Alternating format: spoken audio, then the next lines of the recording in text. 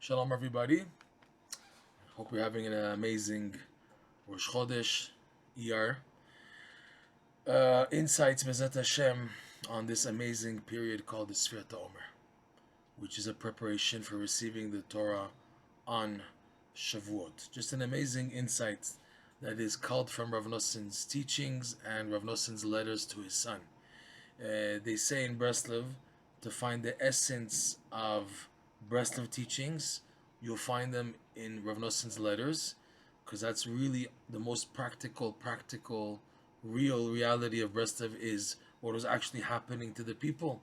So when you see how Rav Noson talks to his son on his struggles and the daily challenges and everything he's going through, you can't get more real than that. In Rav Noson's prayers, it's the yearning. Rav Noson's Likutey is the ideology, but the letters is really down to earth, seeing things. So Rav Noson writes to his son an amazing idea, which he writes elsewhere also in Likutey as this relates to Sefirat HaOmer. The idea is that as a Jew and as life goes on, a person begins to feel more and more humbled, and if you want to say weakened, by his setbacks in life. There's so many punches in the boxing ring, so many setbacks, and so many things not working out. And a person begins to see so much his imperfections. When he started in Yiddishkeit, starting serving Hashem with his aspirations, everything was like going uphill. And there's a goal, and I'm going to reach it. And even though there were always challenges, but there's a lot of energy and strength to go back up. But eventually, a person begins to feel overwhelmed by the setbacks, overwhelmed by his inadequacies, overwhelmed by his lackings and his deficiencies, and a person begins to feel he's really unworthy. Who am I that Hashem should stick himself out to save me and help me? Who am I after everything I'm doing, after what I've done, after who I am, and I'm so trapped in my desires and my lusts and my ta'avot and midot ra'ot and bad midas? How in the world is Hashem going to help me? I'm not deserving.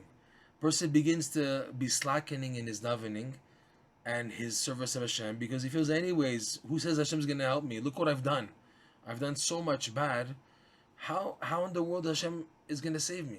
So Rav Noson writes like this. It's unbelievable. He writes in a letter, 200 and something, 236, 234, one of those letters there. He says, he says to his son, and even if you feel you are totally undeserving because of your deeds, as he says, but nonetheless, Hashem yaseh ma shebeinav tov lasot. Something like that extent, in that direction, that Hashem will hatov be'enav yaseh. That's the wording. Hashem will do what's fitting in His eyes. Even though you are as you are, you can't tell Hashem what to do. This is Rav Nosson goes into this a lot. He says a person begins to feel so bad about himself.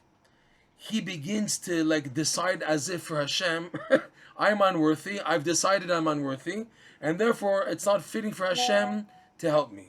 Who told you to butt in? Who told you to decide for Hashem? Hashem's in charge. You're as you are.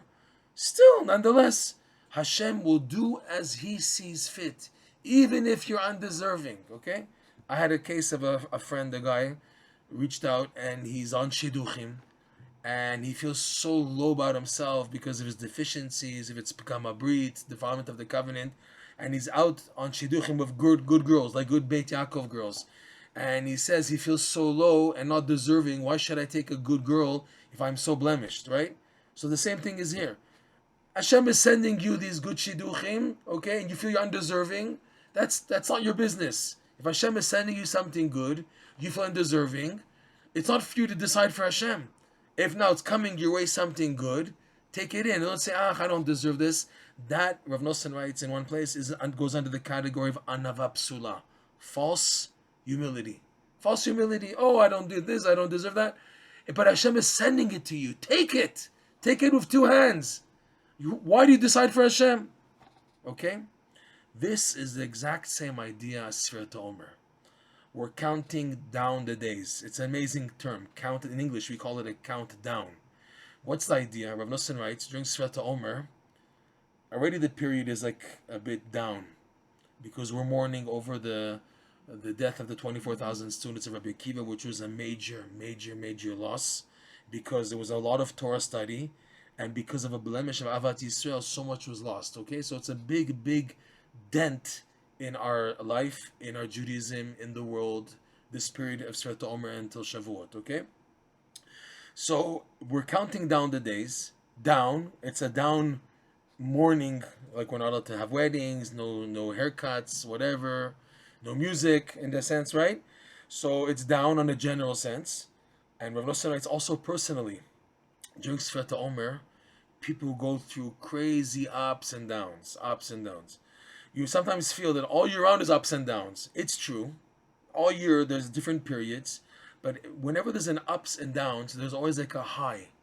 Okay, you reach somewhere, like the night of Pesach is a high, and the build up to Pesach is a lot of also ups and downs and crazy things, but it's a high, and now there's another down, and the next high will be Shavuot, and the next high will be Rosh Hashanah, whatever, like HaOmer. There are highs and lows in the year, and you have to learn how to train to be able to cope and be strong and be happy even though things are in the low. So during Sefirat HaOmer, Rav Nosson writes, people are being challenged big time.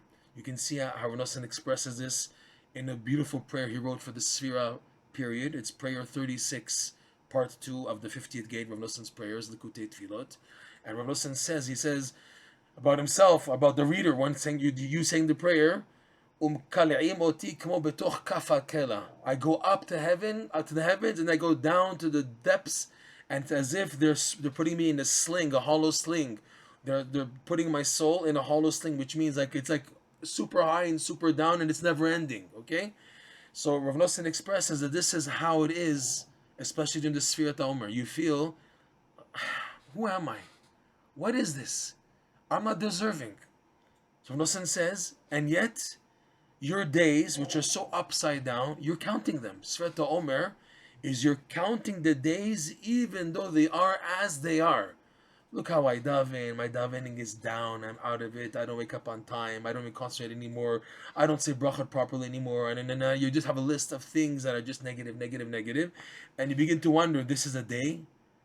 And the answer is yes. Sefirat HaOmer obligates you. It's a mitzvah to count the days even though your days are as they are. But you begin to say, but I'm not deserving. What am I counting my days? Hashem says, no, you're counting your days. And you're going to get to the Keter, the crown of Shavuot, the 50th level, the 50th gate, which is called the Keter. You're going to get to that. But my days, that's not your business. That's not your problem. Your job is to count the days. The counting, the idea of counting a day in the Sefirah, is you're expressing that this day counts. However it is, with all the garbage I went through in the day, all the upside downs, it's still a day. It's a day. It's part of the countdown, okay?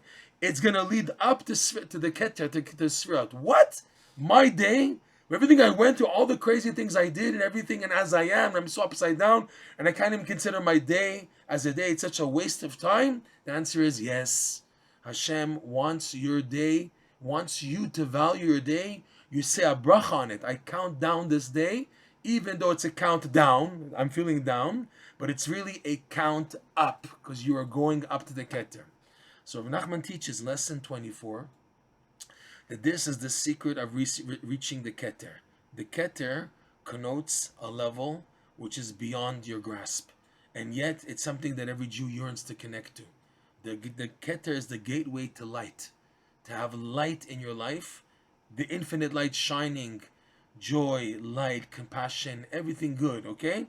So you want to reach that, but he says the only way to come to the Keter is you have to be able to wait. The word Keter is similar to another word in Aramaic, katar, like Elihu said to Eov in the book of Eov. Elihu is trying to comfort and console Eov for all of his suffering, and he gave him a good argument, and he said to him, katar li ze'er v'achaveka, wait for me a little, wait, katar li, so I can compose my thoughts, and I'll give you even better arguments why you shouldn't question Hashem's ways. This is what Elihu ben Barachel told Eov. So Rabbi Nachman points out Keter and Katar are the same letters, and they show a connection. What's the connection? That in order to come to the Keter, you have to be a master. You have to be able to have a mastery of waiting, Katar. And what happens when you're waiting? Exactly what we're going through in Sefirat HaOmer. All these setbacks and this chalishut hadat, feeling so low about yourself, feeling so vulnerable and so you can't even you feel very bad about yourself. That's exactly what happens when you're in waiting period. You're waiting for them to open the doors, and while you're waiting, it's all these crazy things are happening. You have this also in actual life. You have people who are, when you go to a doctor, you go to a professor, you go to a lawyer, you go to a whatever, a judge, a court, you're always in the waiting room. See how people are in the waiting room. People are like nervous, they're looking at their watch like 25 times. A guy is impatient, he has to go smoke like 20 times. It's just people, when they're waiting, there's a lot of impatience. And people are very negative when they're waiting and they can't sit still, they can't sit put. That's exactly it. How you're waiting, and that waiting period, and even though you are as you are, we understand. In heaven they understand. So what's the thing? That you still value yourself even though you see how you are when you're waiting, in your waiting period, how you're so miserable and so upside down. And Hashem values it, and He wants you to value it. He wants you to count the day as it is while you're waiting. This is one of the biggest messages of Sefirat HaOmer, that my day counts, even though it's a countdown. I feel very down, but it's really a count up. And Hashem's, Rav Nosson said it, to his son, and even if you feel the way you do about yourself, Hashem, you can't tell Hashem what to do. You can't decide for Hashem. You can't say, okay, you can't now prosecute yourself and say, okay, I tell the judge, this is how I am, so accept my opinion. The judge, which in this case is the King of Kings, Melech Malchem Lachem HaKadosh Baruch Hu, he decides, not you. You can't tell him what to do. Hashem wants to see the positive, even though you see negative. That's His business, okay? So what's for you to do? To fill it in. Hashem is telling you it has a value. You say, but what? I don't have a value. I see Hashem. No, I see the value. The day counts. This is one of the biggest messages Rav Nosson writes of Sefirat HaOmer, that you're counting down the day as it is, because it counts. Why does it count? Because hidden in the day there is good. Okay, the bad is too overwhelming, the negativity is too overwhelming, and it covers up the good. But the reality is there's still good at the end of the day. We should be zoche to count our days, even though they are as they are. And even if the days are just so upside down, it's still a day. And this is the countdown to get to Shavuot, the receiving of the Torah, the actual Keter, the 50th level, the gateway to the infinite light.